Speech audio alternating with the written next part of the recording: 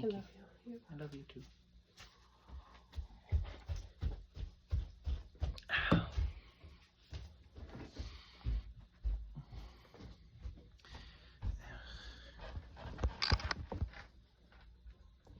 Do you have any advice for me other than deep breathing and don't panic?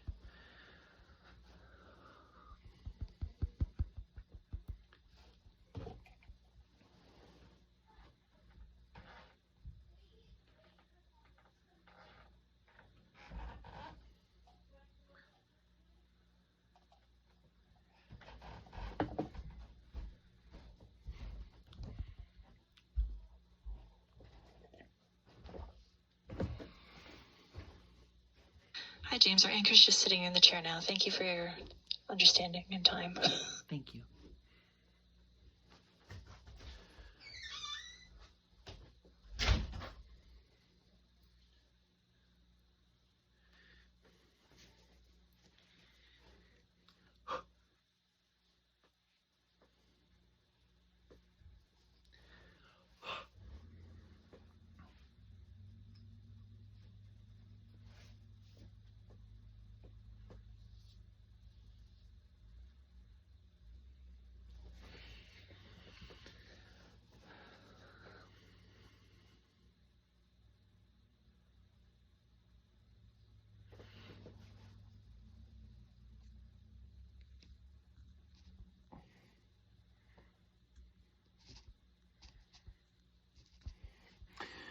I want to check that my battery life will be sufficient. It should be 40%.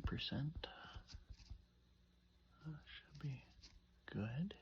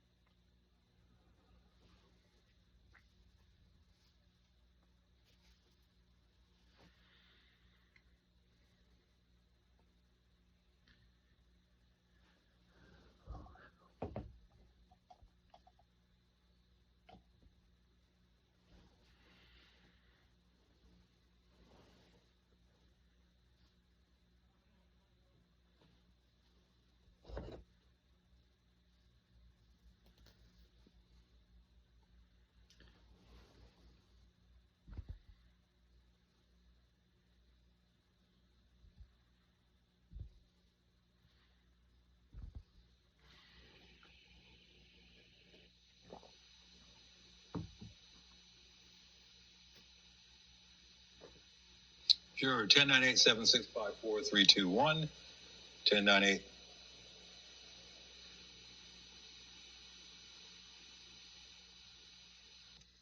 Hi, James. It's Ian Caldwell in Toronto. Can you hear me there? I can indeed, thank you. Hi, James. It's Ian in Toronto. Can you hear me? I can. Can you hear me? He will in a second. Hi, Hold on. James. It's Ian in Toronto. Can you hear me? Hi, yes. Hi, James. It's Ian in Toronto. Can you hear me? Yes, I can. Oh, that's great. If you could speak up a little bit, that would be great. We really appreciate your time. Okay. And just so you know, you'll be speaking with Nathan Downer. Okay. Nathan Downer, who's one of our anchors here in Toronto. Okay. Alrighty. And this is going to be recorded and then you're going to cut it, correct? you're good there, James. That's great. You're great. Okay. And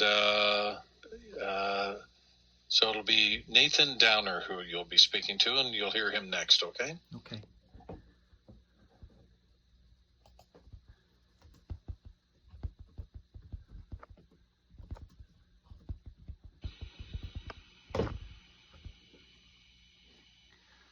Hey, James. How you doing? It's Nathan. Can you hear me? Hi, Nathan. I can hear you. Yes. Appreciate you talking to us, and we'll get this over with. I'm glad you're okay. Thank you.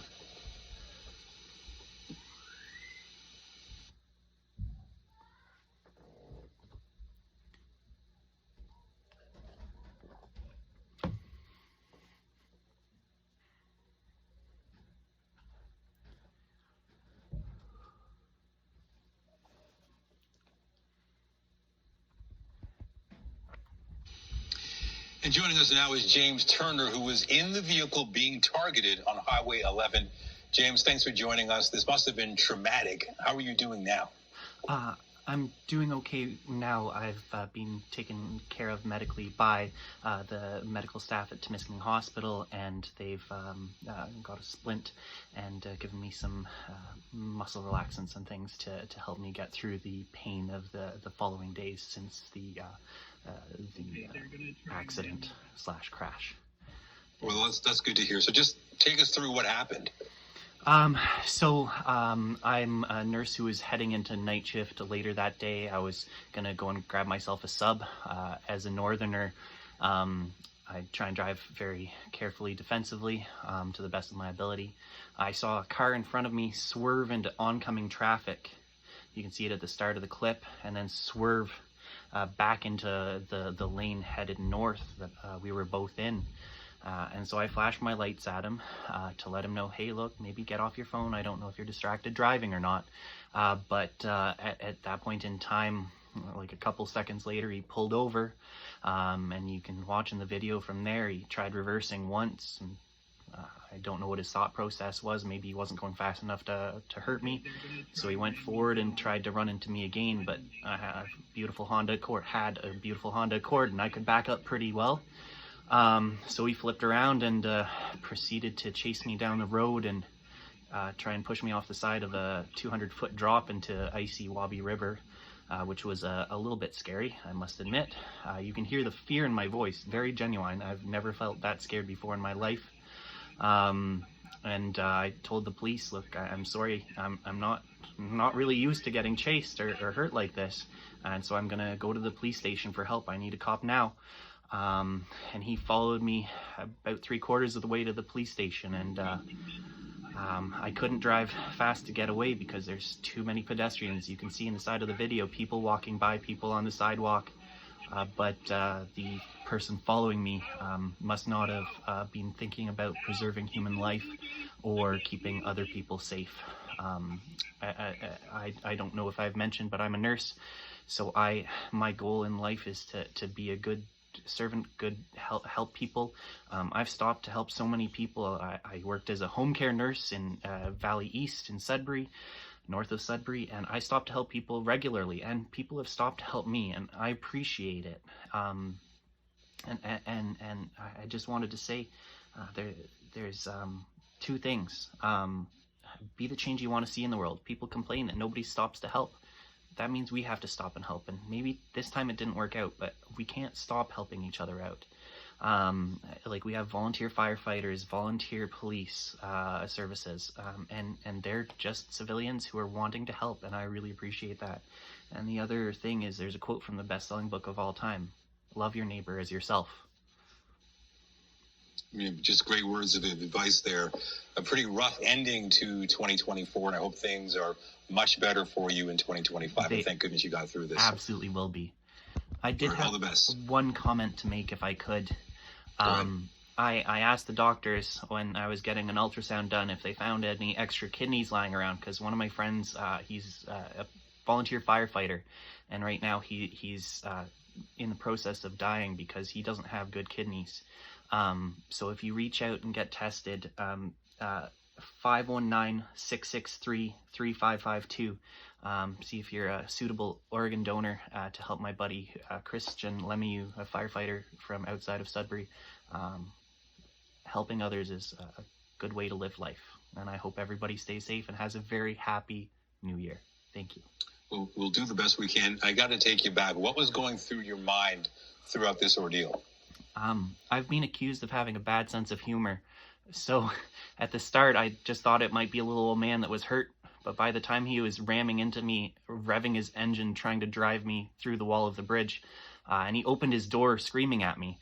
I don't know what he said, but in my head I was like, I don't think he wants to polish and buff the car and the scratches out.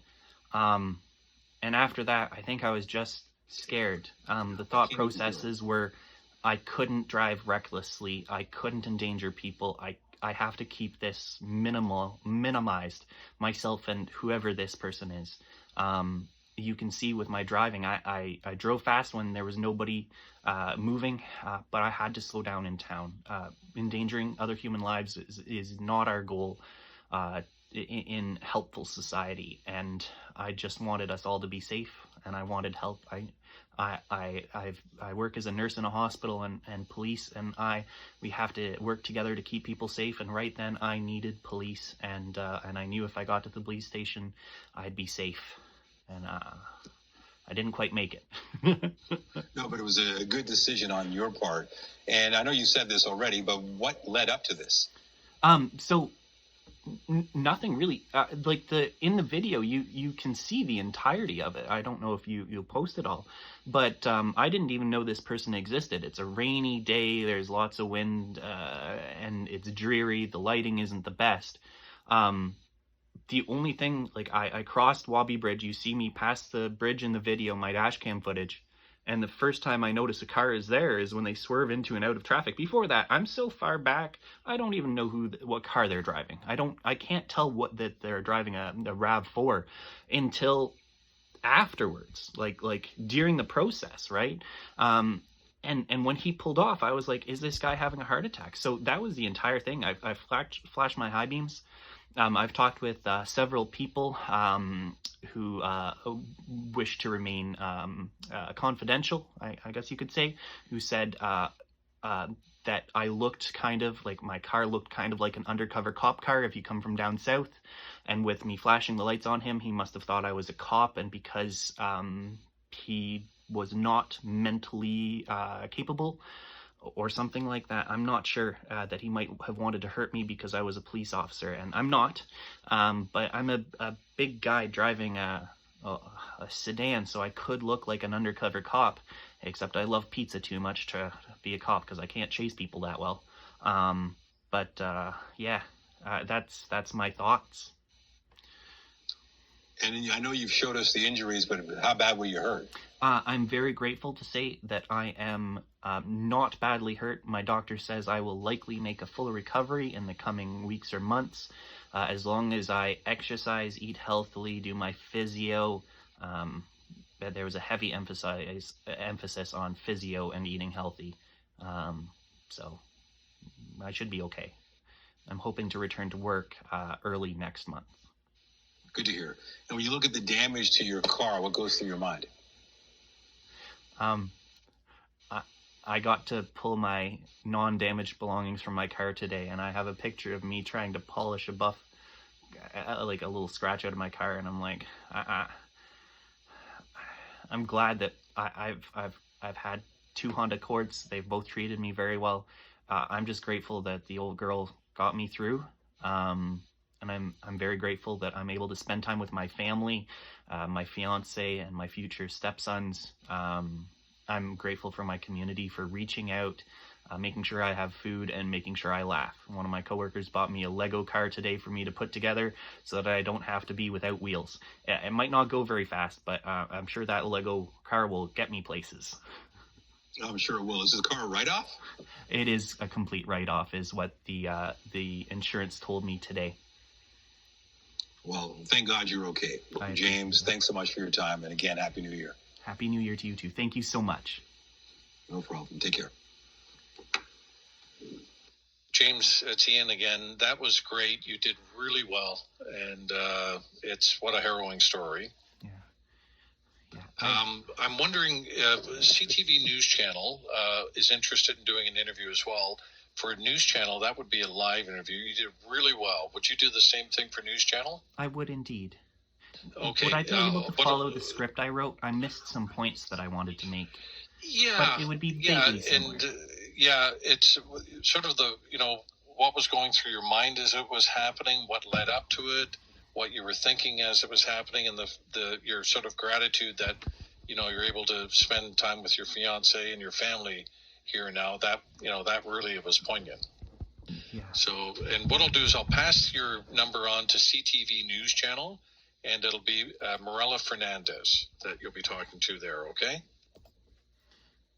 Morella Fernandez. Morella Fernandez. Okay, I've written down that name, so hopefully I don't forget it. Okay. Alrighty. Okay. Well, thank you again, James, and Happy New Year to you. And hopefully you get some rest here after that terrible incident. Thank you so much. Okay. Bye-bye now. Bye-bye.